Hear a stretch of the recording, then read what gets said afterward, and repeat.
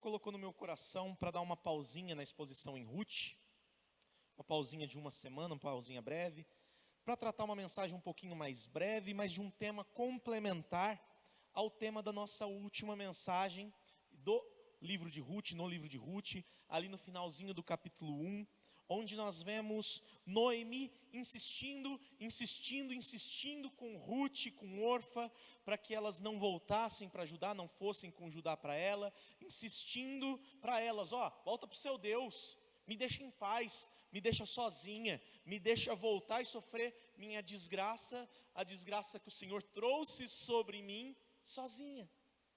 Foi esse o pensamento da Noemi, um pouco confusa com o que estava acontecendo em sua vida. E o Senhor colocou no meu coração que talvez seja momento de nós falarmos um pouco mais a respeito desse tipo de postura, a respeito de crescimento de igreja, de evangelização, de anúncio das boas novas, de avivamento, de questões concernentes à realidade espiritual que o Senhor tem, que Ele estabelece, que Ele decreta e da qual, como igreja, nós somos participantes e participantes ativos, não meros espectadores, mas as pessoas a quem Deus usa para alcançar outras pessoas e levar salvação aos perdidos. E a pergunta com a qual devemos iniciar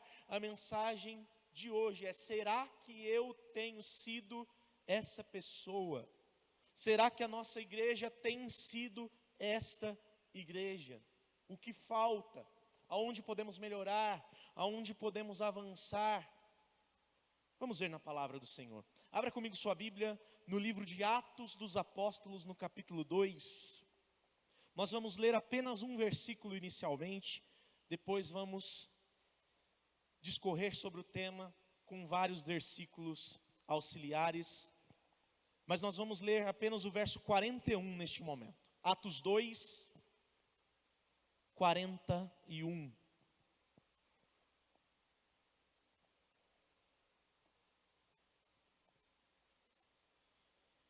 Atos dos Apóstolos, capítulo 2, verso 41. Quem está comigo diz amém. Amém. A palavra do Senhor diz: então, os que aceitaram a palavra de Pedro foram batizados, havendo um acréscimo naquele dia de quase 3.000 pessoas. Então, os que aceitaram a palavra de Pedro foram batizados, havendo um acréscimo naquele dia de quase 3.000 pessoas. Santo Deus, nós te louvamos e exaltamos a Ti, Pai, tendo diante dos nossos olhos uma realidade desafiadora, Pai. Sabemos, meu Deus, que os tempos são diferentes, sabemos dos Teus propósitos para cada época da história humana, mas nós queremos ver milagres acontecendo. E o grande milagre, Pai, que nós queremos ver acontecendo é o milagre da Tua salvação. Por isso eu te peço, Senhor, fala com a Tua igreja, fala com o Teu povo, trazendo a cada um de nós a certeza, Senhor, de como filhos e servos do Senhor, como nós precisamos nos portar para cumprir com os Teus propósitos, sendo o Seu povo. Abra os nossos corações, abra a nossa mente e ilumina-nos, Pai, para que compreendamos a Tua palavra. Em nome de Jesus, amém. Nós podemos reparar em vários lugares, aonde quer que nós andemos, especialmente na nossa realidade, interior do estado de São Paulo, cidades pequenas, cidades com pouca população, e a realidade não muda. Seja de igrejas tradicionais, seja em igrejas pentecostais, seja qualquer tipo de igreja, nas igrejas sérias, nas igrejas onde a palavra do Senhor está verdadeiramente sendo exposta, a realidade que nós temos diante dos nossos olhos não é animadora. Nós não estamos vendo atualmente uma grande quantidade de igrejas lotadas. Ao contrário, nós vemos tantas e tantas igrejas padecendo, outras tantas fechando suas portas, outras tantas morrendo de uma vez por todas, deixando inclusive poucos fiéis perdidos sem ter aonde buscar a palavra do Senhor. A realidade do tempo presente é de igrejas nas quais nós temos uma membresia curta, uma membresia restrita, e dentro desta membresia restrita, muitas vezes o que se encontra é um desânimo latente, um desânimo constante, um sentimento de desesperança, um sentimento de falta de confiança, no qual muitas vezes irmãos mais fervorosos, irmãos mais sérios, eles são acometidos inclusive de profunda tristeza,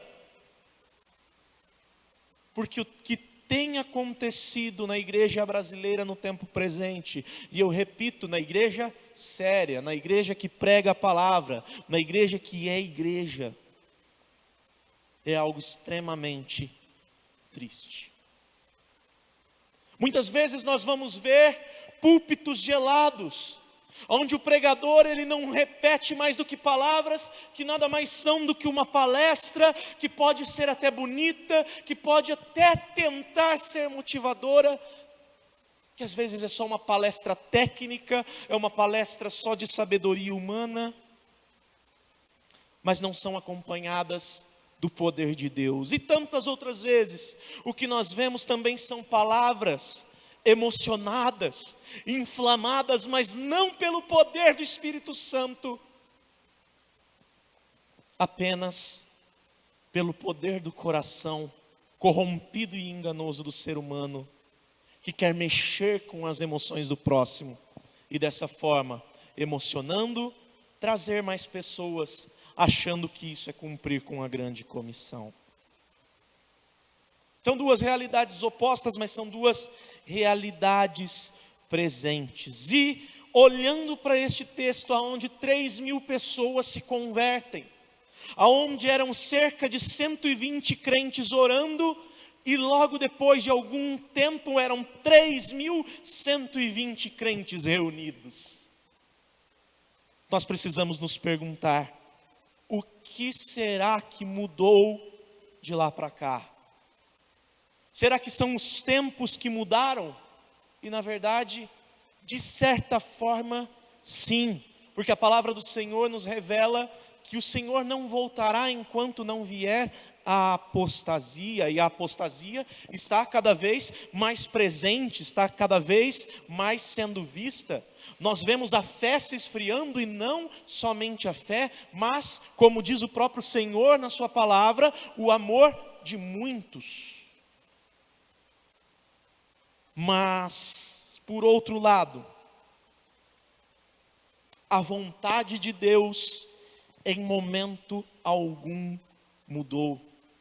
Sabe por que não mudou? Porque o Deus a quem nós servimos hoje, meus irmãos, é o mesmo Deus que Pedro, que João, que Tiago, que aqueles homens serviam naquele tempo. É o mesmo Deus que enviou a Jesus Cristo, seu Filho, que é o nosso Senhor, que morreu por nós, depois de 2000 anos, e que está vivo. Nós servimos ao mesmo Deus, portanto, se por um lado os tempos não são o mesmo, e nós estamos vendo tempos de apostasia por outro lado, nós não podemos como igreja nos conformar em ver os nossos salões vazios, em ver os nossos templos desabitados e não fazer nada, não colocarmos os pés na rua, não anunciarmos que Jesus está voltando.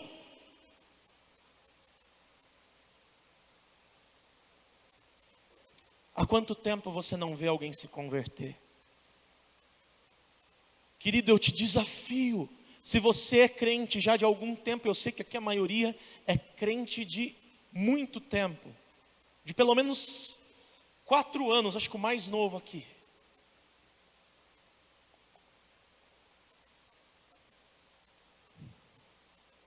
quanto tempo você não vê alguém se convertendo? Há quanto tempo você não vê alguém vertendo lágrimas em arrependimento diante do seu Senhor? Há quanto tempo nós não vemos pessoas se quebrantando verdadeiramente, chorando pelos seus pecados, confessando as suas mazelas e clamando: Jesus me salva, Jesus me salva.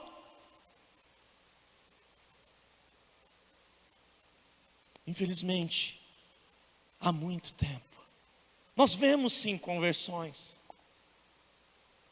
mas não é nem sombra do que era alguns anos antes. Se nós pegarmos 5, eram mais. Se pegarmos 10 anos antes, era mais. 15, era mais. E a verdade é que isso tem essa bênção de ver pessoas confessando Jesus como seu Senhor. Tem cada vez se tornado menos presente. Por quê? Se Deus não mudou, por que que está sendo dessa forma? Pelo fato de que nós não somos imutáveis. Nós mudamos. Nós muitas vezes desanimamos. Nós muitas vezes nos sentimos desencorajados. E nós nos contaminamos por este ambiente de desânimo pelo qual o mundo caminha. E isso não pode acontecer. Mas talvez você esteja pensando aí na sua mente, no seu coração: mas pastor, você só traz o problema, você só traz a situação ruim. Como que a gente vai mudar isso? A Bíblia vai nos ensinar. A Bíblia nos ensina. O que a gente precisa fazer para nós voltarmos a testemunhar grandes sinais de Deus em nosso meio? Preste atenção.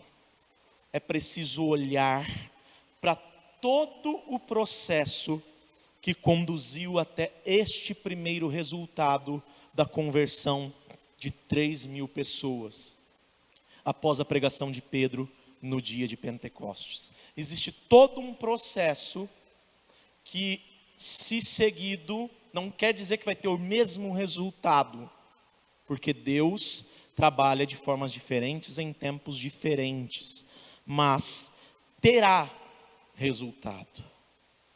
Então nós vamos refletir hoje sobre o seguinte tema: atitudes e posturas da igreja para a retomada do crescimento. Sendo que a primeira dessas atitudes ou posturas é consciência de pertencimento. Consciência de pertencimento. Abra sua Bíblia comigo, ou acompanhe o texto no telão, por favor, comigo, em Lucas capítulo 10, no verso 17 ao 20. Lucas 10, do 17 ao 20. A palavra do Senhor vai dizer: então os 70 voltaram cheios de alegria, dizendo: Senhor, em teu nome os próprios demônios se submetem a nós. Jesus lhes disse: eu via Satanás caindo do céu como um relâmpago. Eis que eu dei a vocês a autoridade para pisar em cobras e escorpiões e sobre todo o poder do inimigo, e nada, absolutamente, lhes causará dano. No entanto, alegrem-se não porque os espíritos se submetem a vocês, e sim porque o nome de cada um de vocês está registrado no céu. Aqui nós temos um texto que fala da famosa missão dos 70. O que foi essa missão dos 70?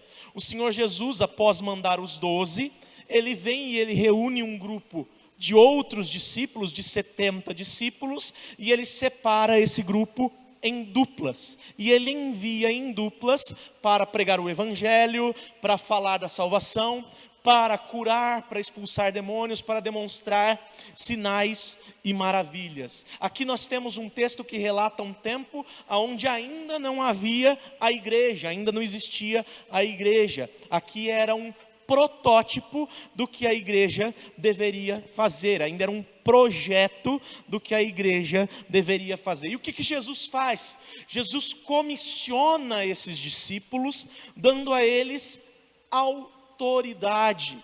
Autoridade que eu e você temos diante do Senhor.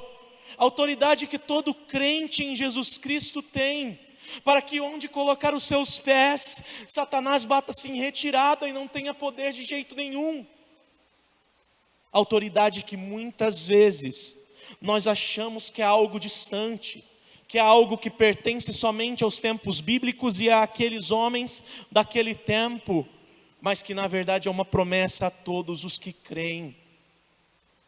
Nós precisamos, queridos, viver com esta autoridade, revestidos desta autoridade, e precisamos ter consciência de que se pertencemos a Cristo, Ele nos capacita para vivermos de tal forma. Porém, nós precisamos observar outro detalhe. Por mais que tenhamos autoridade, a nossa alegria ela não deve estar no fato de termos esta autoridade.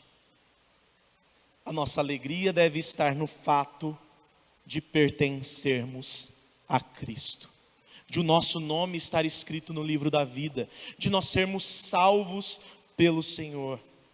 Portanto, antes de qualquer coisa, antes de a igreja pregar ousadamente e corajosamente o Evangelho, e de nós vermos resultados, conversões, nós precisamos entender que nós temos que nos alegrar urgentemente pelo fato de sermos igreja. Às vezes nós cultuamos a Deus tão timidamente, tão, perdoem a expressão, preguiçosamente. Às vezes a gente vem aqui ao templo, a gente se reúne com os irmãos e a gente não vê a hora de bater às 9 da noite e ir para as nossas casas.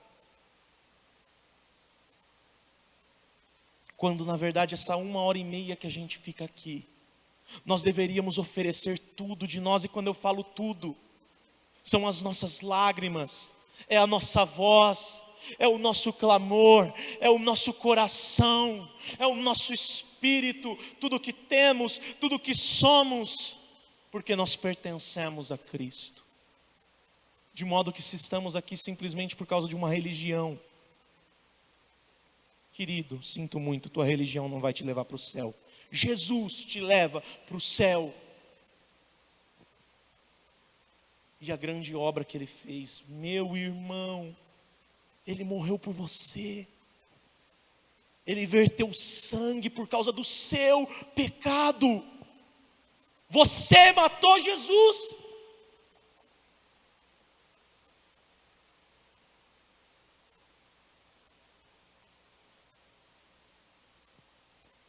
Como que a gente pode continuar desanimado, achando que está normal as pessoas ao nosso redor caminharem para o inferno e a gente ficar em silêncio? Precisamos ter consciência de pertencimento. Essa é a primeira das atitudes e posturas da igreja do Senhor. Segundo, consciência do caráter de Deus e das suas promessas. Voltando lá para o livro de Atos, mas no capítulo 1, o verso 8, os irmãos devem conhecer bastante esse versículo, é um versículo bastante pregado.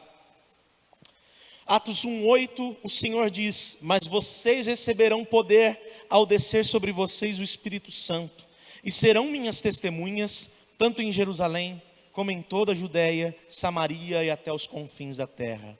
Aqui é o Senhor Jesus, ressurreto, depois de 40 dias da sua ressurreição, com os seus discípulos, dando as últimas instruções. Ali ele está falando para os discípulos, não faz nada enquanto vocês não receberem o poder que vem do alto.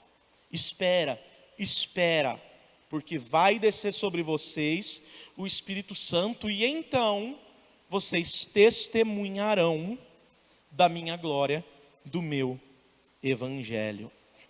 E aqui, o que nós temos na verdade é Jesus fazendo uma promessa.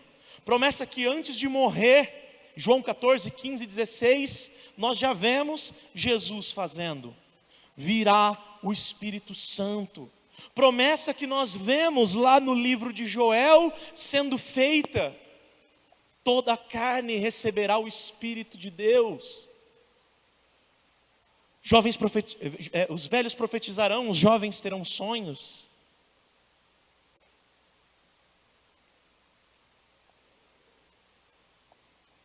Essa promessa, meus irmãos, é uma promessa que, se nós seguirmos as páginas das Escrituras, aonde nós lemos inicialmente no capítulo 2, nós vemos que ela foi cumprida. De modo que todo mundo que recebe Jesus como Senhor e Salvador das suas vidas, tem o Espírito Santo, é morada do Espírito Santo. Por isso que nós cantamos: sou tua casa, tua morada, sou o teu lar. Muda as coisas de lugar, porque já não sou eu quem vivo, mas Cristo vive em mim, na pessoa do Espírito Santo que for enviado por Ele, porque Deus não deixa o seu povo sozinho nunca.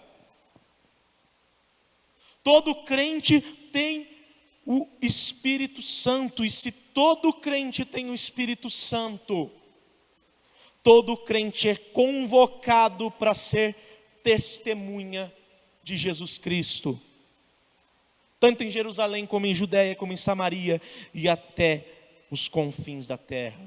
Em resumo de tudo, nós podemos dizer que todo crente é habilitado para falar do Evangelho, e isso em grande poder. Mas nós temos que entender algo: todo crente é habilitado para falar do Evangelho, mas nem todo crente é sempre capacitado. Todo crente é habilitado, mas nem todo crente é sempre capacitado.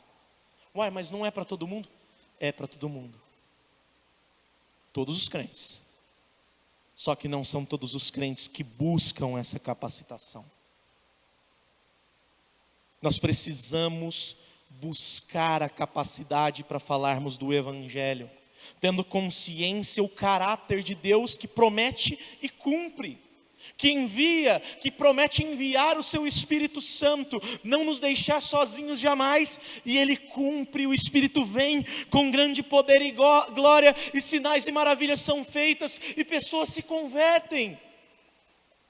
Em conclusão de tudo isso, nós precisamos entender de uma vez por todas: Deus não nos salvou por causa de nós, Deus não te salvou por causa de você, Deus não te elegeu desde a eternidade, te conhecendo antes de você ser posto no ventre de sua mãe, porque Ele te achou bonitinho, cheirosinho, ou porque Ele viu algo em você.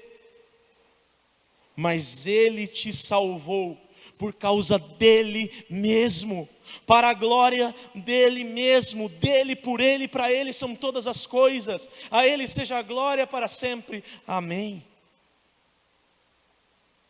Se é dessa forma, queridos, nós precisamos urgentemente lutar, e lutar com toda a diligência, para que mais pessoas venham a ser salvas. E se a salvação é uma obra de Deus, como nós temos visto insistentemente que é, nós que somos chamados a ser participantes dessa obra, temos que participar da forma correta. Como que está a sua vida de oração? Como que está a sua vida devocional? Sua leitura bíblica? Você tem orado por pessoas que você ama, que não conhecem a Jesus? Ou para você está tudo bem, porque aquela pessoa é uma boa pessoa? Boas pessoas vão para o inferno. A Bíblia fala isso. Boas pessoas, segundo os padrões humanos, vão para o inferno. Para o céu só vai aquele que tiver a Jesus Cristo como Senhor e Salvador. Pela graça, mediante a fé, isso não vem de nós, é dom de Deus. Não por obras, porque para que ninguém se glorie. Nós precisamos, queridos, como igreja, como povo do Senhor, ter consciência de quem é o nosso Deus. E tendo essa consciência de quem é o nosso Deus, nós precisamos ter no nosso coração um ardor diário de desejo pela palavra dEle, pela verdade dEle. E principalmente, se nós conhecemos a Deus, é normal que nós queiramos que outras pessoas conheçam. Se nós conhecemos o Deus da Bíblia, vai ser normal, que nós queiramos que outras pessoas o conheçam. Então, segundo lugar, segunda atitude aqui, é a consciência do caráter de Deus e de suas promessas. Terceira e última postura ou atitude para a retomada do crescimento, consciência de missão. Atos 1,14, alguns versículos para frente.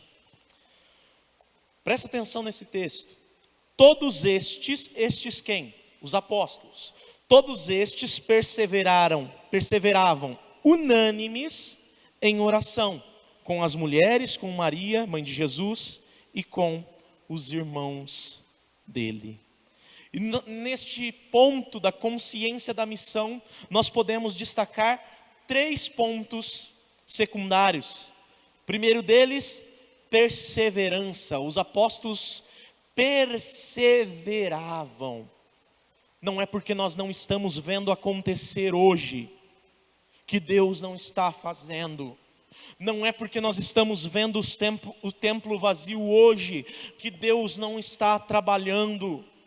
Não é porque às vezes a gente sente desanimado, às vezes a gente sente desmotivado, às vezes a gente quer largar tudo, que Deus não está operando no nosso coração, na nossa vida, naquilo que precisa de restauração. Só que o que nós precisamos entender é que ainda que aconteça algo que a gente não compreenda, nós precisamos urgentemente estar na presença do Senhor. E estar na presença do Senhor é insistir. É um ato de insistência. Jesus em Mateus 24 fala de todas as tribulações derramadas, fala de todas as coisas que acontecerão no fim dos tempos, mas ele cita: mas aquele que perseverar até o fim será salvo. Nós temos que ter consciência de que a missão é de Deus, e nós somos comissionados a participar desta missão. E se nós somos participantes como crentes, participantes dessa missão, nós precisamos perseverar. Não é orar hoje e amanhã, não é ler a Bíblia hoje e aprender e passar horas a fio e amanhã nada. Perseverar. Segundo, perseverar e com unidade de pensamento. O versículo vai dizer que todos estes perseveravam unânimes. E a nossa unidade de pensamento como crentes é a Bíblia.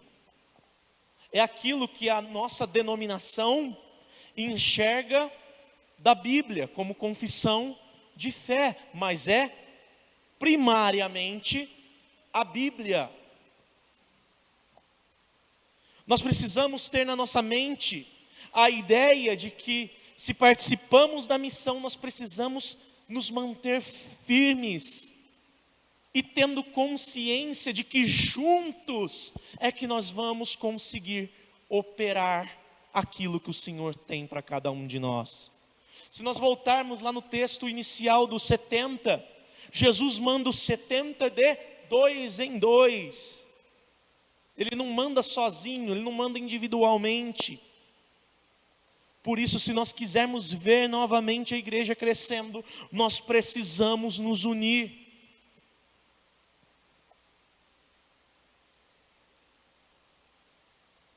Mas acontece que eu venho um culto, eu falto 3, 4, 5.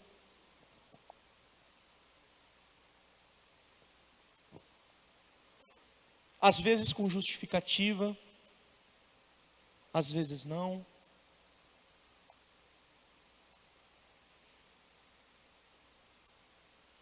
Achando que o culto é só uma agenda, que a igreja é só um apêndice da nossa existência. Mas a igreja é o povo do Senhor. E se o povo do Senhor não estiver junto, querido, como que esse povo vai se fortalecer? Vai crescer? Em Eclesiastes o sábio vai dizer que o cordão de 3 dobras não se quebrará facilmente. Junta um monte, pega um graveto e quebra na mão. Facinho. Pega um feixe de gravetos na tua mão e tenta quebrar. Você não quebra de jeito nenhum. O Senhor Jesus diz que as portas do inferno não prevalecerão contra a igreja dele. Mas ninguém é igreja sozinho. Ah, eu sou igreja, não é. Ah, eu sou, não é. Você acha que é mentira para você. A Bíblia não fala em lugar nenhum que você é igreja. A Bíblia fala que nós somos a igreja, uma palavra no coletivo, no plural. Eclésia, chamados para fora. De dentro de nós para fora. Em todo o nosso ambiente, nossa comunidade Judeia, Jerusalém, Judeia, Samaria e confins da terra.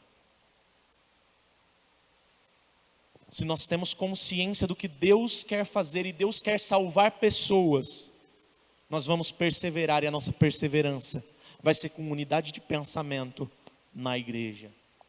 Ah, eu não posso faltar culto, não é isso que eu estou falando, querido. Eu não estou falando de necessidades do dia a dia. Não estou falando de situações de urgência. Eu estou falando de ter como um hábito negligenciar a obra do Senhor.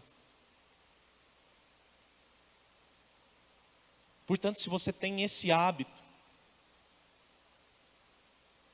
olha com carinho para o que a palavra de Deus está dizendo. E terceiro aqui, perseverança, unidade de pensamento e oração comunitária. Todos estes perseveravam unânimes em oração, com as mulheres, com Maria, mãe de Jesus, e com os irmãos dele. Os apóstolos, as mulheres, Maria, mãe de Jesus, e os irmãos de Jesus. Tem 4 grupos de pessoas citados aqui. Ah, mas eu oro no meu quarto. Não é isso que Jesus manda fazer? É, Jesus manda orar no quarto. Mas aqui nós estamos vendo outro tipo de oração. Oração na igreja.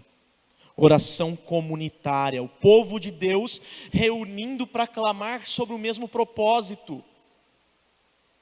Não é pela unha encravada, não é pela dor de dente, não que não possa orar por isso. Amém? Podemos e devemos. Mas não por essas questões talvez um pouco menores, mas por questões relacionadas ao reino de Deus. Queridos, olha o governo que está lá. Olha a ditadura do judiciário. Olha o que está acontecendo neste país. Olha o que estão tentando fazer com a igreja, estão tentando calar a nossa voz.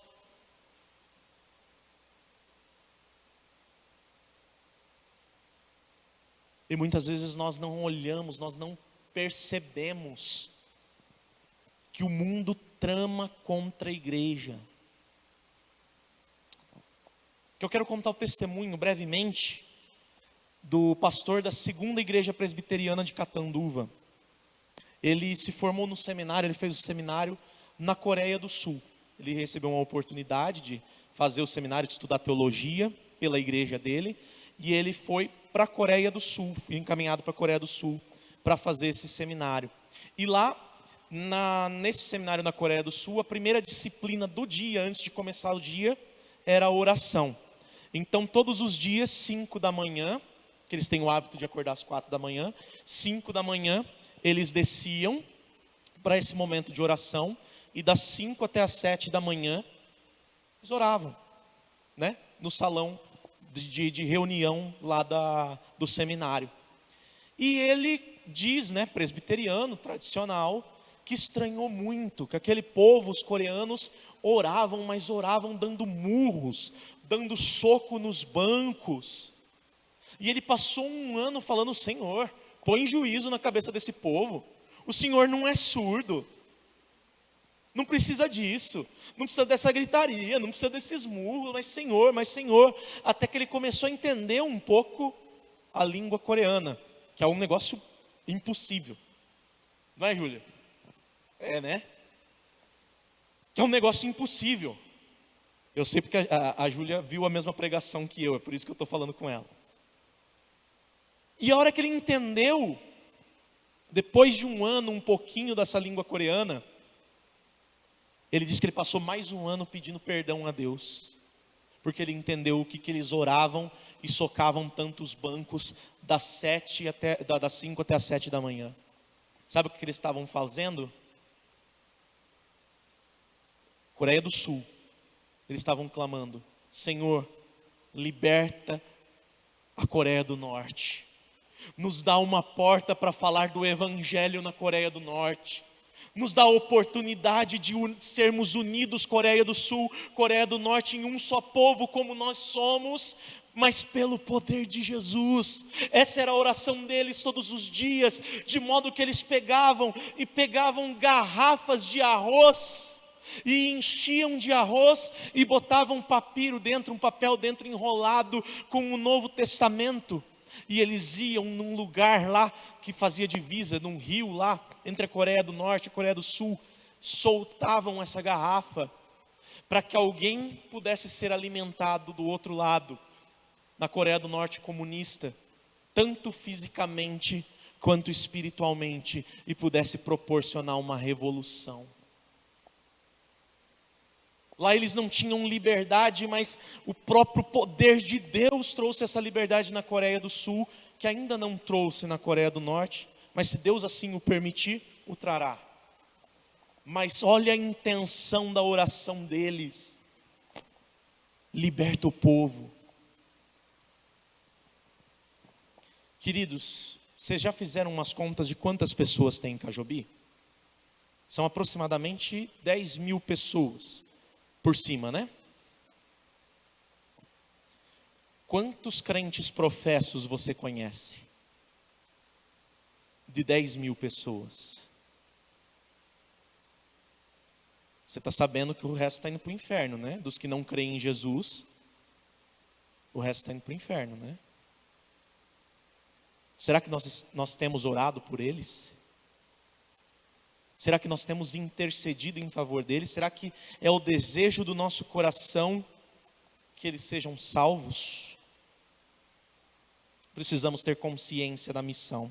E aqui eu já estou caminhando para o final, falando que apesar de tudo isso, nós temos que ter em mente que o resultado não é imediato. Nós vemos aqui em Atos 3 mil pessoas se convertendo de uma vez. E ali era para demonstração de poder e glória do Deus vivo mesmo. Era uma ação específica. No dia a dia, no nosso tempo, nós não vamos ver desta forma. Aquilo que levou poucas horas, pode levar muitos anos para que aconteça no nosso meio. Mas se nós lermos o texto de Atos 2, nós vamos ver uma sequência de etapas até o resultado esperado, que é o verso 41. Primeira etapa é o recebimento de poder. Nós vamos ver em Atos 2, do verso 1 ao 4. A palavra do Senhor diz: ao cumprir-se o dia de Pentecostes, estavam todos reunidos no mesmo lugar. De repente veio do céu um som como de um vento impetuoso e encheu toda a casa onde estavam sentados. E apareceram distribuídas entre eles línguas como de fogo, as quais pousaram sobre cada um deles. Todos ficaram cheios do Espírito Santo e começaram a falar em outras línguas, segundo o Espírito lhes concedia. Pessoas que falavam um idioma, estavam falando em outro idioma. Pessoas que entendiam em um idioma ou ouviam no seu idioma natal. E assim o Evangelho era anunciado por aquele derramamento de poder. Não são línguas sobrenaturais ou angelicais. São idiomas humanos que não eram compreendidos por aquelas pessoas, que eram compreendidos para que o Evangelho fosse anunciado. Segunda etapa, impacto na comunidade. Depois do recebimento de poder, vem o impacto na comunidade. Versos 5 ao 12. Estavam morando em Jerusalém judeus, homens piedosos, vindo de todas as nações debaixo do céu. Assim, quando se fez ouvir aquela voz, afluiu a multidão que foi tomada de perplexidade, porque cada um os ouvia falar na sua própria língua. Estavam atônitos e se admiravam, dizendo: vejam, não são galileus todos esses que estão aí falando? Então como os ouvimos falar, cada um na nossa própria língua materna? Somos partos, medos, elamitas e os naturais da Mesopotâmia, Judéia, Capadócia, Ponto e Ásia, da Frígia, da Panfília, do Egito e das regiões da Líbia, nas imediações de Cirene, e romanos que aqui residem, tanto judeus quanto prosélitos, cretenses e árabes. Como os ouvimos falar sobre as grandezas de Deus em nossas próprias línguas? Todos, atônitos e perplexos, perguntavam uns aos outros: o que será que isso quer dizer? A igreja, ela busca, ela persevera, ela ora, ela recebe poder e autoridade do Espírito Santo. E essa autoridade do Espírito Santo impacta na comunidade. E depois do impacto na comunidade vem terceiro, hostilidade mundana, hostilidade de parte do mundo. As etapas do resultado esperado, a terceira é hostilidade de parte do mundo. Olha o verso 13. Outros, porém, zombando, diziam: estão bêbados.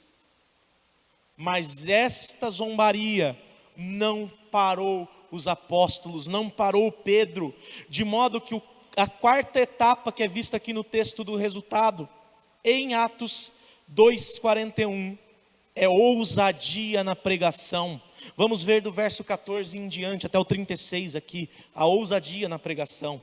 Então Pedro se levantou junto com os 11 e, erguendo a voz, dirigiu-se à multidão nestes termos: homens da Judéia e todos vocês que moram em Jerusalém, tomem conhecimento disto e prestem atenção no que vou dizer. Estes homens não estão bêbados, como vocês estão pensando, porque são apenas 9 horas da manhã. Mas o que está acontecendo é o que foi dito por meio do profeta Joel. E acontecerá nos últimos dias, diz Deus, que derramarei o meu espírito sobre toda a humanidade. Os filhos e filhas de vocês profetizarão, os seus jovens terão visões, os seus velhos sonharão. Até sobre os meus servos e sobre as minhas servas derramarei o meu espírito naqueles dias, e profetizarão. Mostrarei prodígios em cima no céu e sinais embaixo na terra: sangue, fogo e nuvens de fumaça. O sol se transformará em trevas e a lua em sangue, antes que venha o grande e glorioso dia do Senhor. E acontecerá que todo aquele que invocar o nome do Senhor será salvo. Israelitas, escutem o que vou dizer. Jesus, o Nazareno, homem aprovado por Deus diante de vocês com milagres, prodígios e sinais, os quais o próprio Deus realizou entre vocês por meio dele, como vocês mesmos sabem. A este, conforme o plano determinado e a presciência de Deus, vocês mataram, crucificando-o por meio de homens maus. Porém, Deus o ressuscitou, livrando-o da agonia da morte, porque não era possível que fosse retido por ela. Porque Davi fala a respeito dele, dizendo: eu sempre vi o Senhor diante de mim, porque Ele está à minha direita, para que eu não seja abalado. Por isso meu coração se alegra e a minha língua exulta. Além disto, também a minha própria carne repousará em esperança, porque não deixarás a minha alma na morte, nem permitirás que o teu santo veja a corrupção. Fizeste-me conhecer os caminhos da vida e me encherás de alegria na tua presença. Irmãos, permitam-me falar-lhes claramente a respeito do patriarca Davi.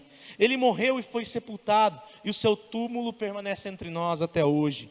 Sendo, pois, profeta e sabendo que Deus lhe havia jurado que um dos seus descendentes se assentaria no trono, provendo isto, referiu-se à ressurreição de Cristo, que nem foi deixado na morte, nem o seu corpo experimentou corrupção.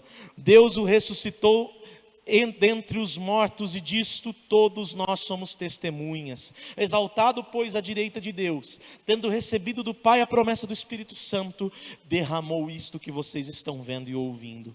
Porque Davi não subiu aos céus, mas ele mesmo afirma: disse o Senhor ao meu Senhor, sente-se à minha direita, até que eu ponha os seus inimigos por estrado dos seus pés. Portanto, toda a casa de Israel esteja absolutamente certa de que a este Jesus que vocês crucificaram, Deus o fez Senhor e Cristo. Ousadia na pregação é a quarta etapa do resultado esperado. Quinta etapa, comoção coletiva.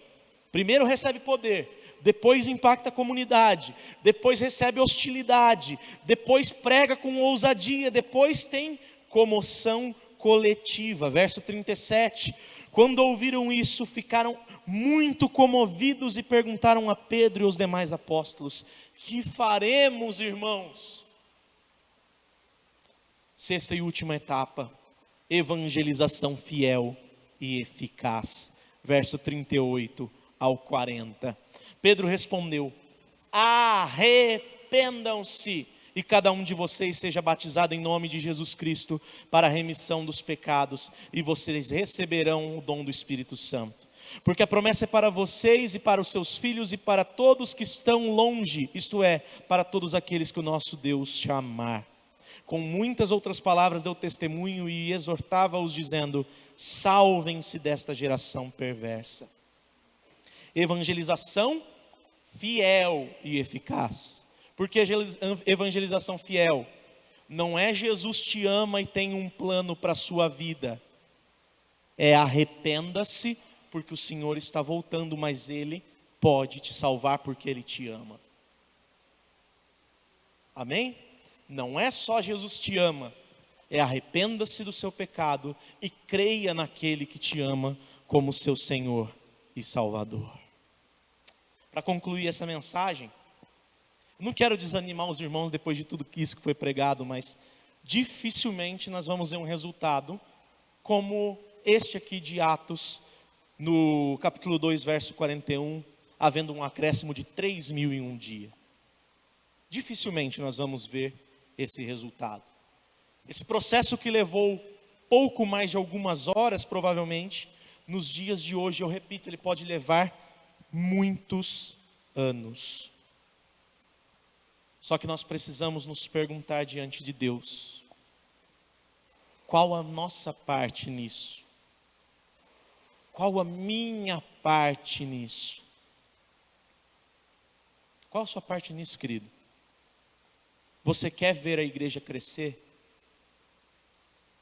Você ama a sua igreja? Responda com sinceridade para você mesmo. Você quer ver pessoas sendo salvas? Se você responder que não a qualquer uma dessa pergunta, arrependa-se do seu pecado e receba Jesus como Senhor e Salvador da sua vida, porque você não é crente. Mas enquanto há vida, há esperança e há salvação em Cristo para todos aqueles que se colocarem diante dele. Agora, se sim, se você tem parte nisso, se você quer ver a igreja crescer, se você ama a sua igreja, se você quer ver pessoas sendo salvas, peça a Deus para formar no seu coração uma forte consciência de qual a sua missão como crente. E por fim, pense nestas 3 posturas. perseverança, unidade de pensamento e oração comunitária. Perseverança, unidade de pensamento e oração comunitária. Senhor Deus e Pai, nós te louvamos e exaltamos ao teu santo nome, Pai.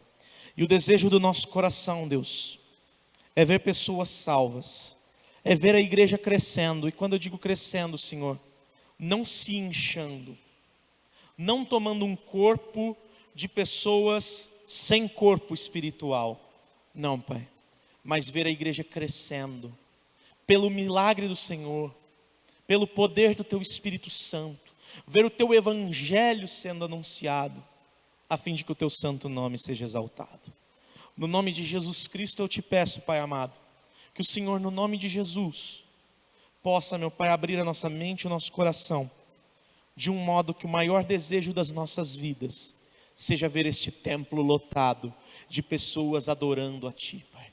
De um modo que ali atrás não tenha mais uma horta, mas tenha um espaço, Senhor. Um espaço para crescer, para ampliar, porque não cabem mais as pessoas aqui dentro. Sabemos que é difícil, Senhor. Não conhecemos os Teus planos, não sabemos dos Teus propósitos como um todo, Pai.